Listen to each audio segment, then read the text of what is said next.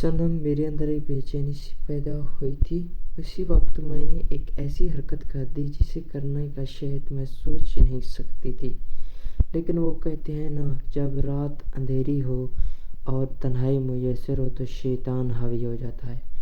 इस पर भी मुझे पर भी शैतान हावी हो गया।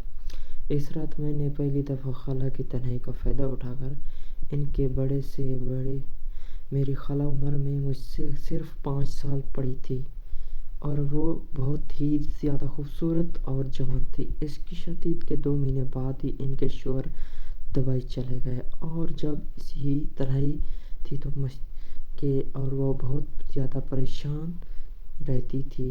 जैसे ही माँ का फ़ोन करती तो मैं मौके गनीमत समझकर दौड़ा चला था, क्योंकि मुझे माँ की नसीहत बिल्कुल बर्दाश्त नहीं होती थी और इसीलिए मौका मिलते ही घर से फ़रार होता था। अब मैं कॉलेज से लौटा तो खाला घर हुई थी। इनका चेहरा बहुत ही ज़्यादा परेशान नज़र आ रहा था। मैंने पूछा क्या हुआ तो खाला ने कहने लगी, सुबह से घर की ती नहीं है।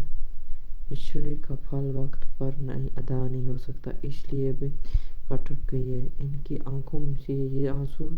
मैंने खाला से पूछा कि मलक क्यों नहीं मारा, और वो कहने लगी, तुम्हें तो पता है तुम्हारे खाला तुम्हारी तीबी रहते हैं, तो मैं अकेला क्या क्या संभालूंगी। पता बिजली का बल कहाँ रखा है भूल गई, वरना भी याद नहीं आ रहा, इसलिए बदी गई है। खाला की बात पर मैंने उन्हें तसल्ली दी और कहने लगा, साथ चलें, मैं दूसरे पल निकालता हूँ। हम पुल निकाल पर देंगे तो बत्ती भी हो जाएगी। ये सुनकर खुश हो गई और वो सा प्यासा ही खाला के साथ निकल पड़ा। मैंने डुप्लीकेट बिल निकलवा कर फिर भर दिया और फिर वापस मैं खाला घर लेकर चली गई। रात का अंधेरा पल रहा था और बत्ती अभी तक नहीं आई थी। हम घर में दाखिल हुए तो कुछ भी नज़र नहीं आ रहा था।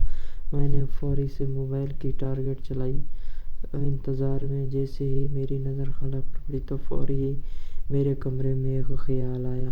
मैंने ख्याल से कहा, अपने बेडरूम में जाकर बैठ जाए, मैं देखता हूँ, वक्ती तौर पर लाइट के लिए कोई इंतज़ाम करता हूँ। खाला कहने लगी, मुझे इंतज़ार से डर लगता है, इसीलिए तो वो भी साथ ले आई।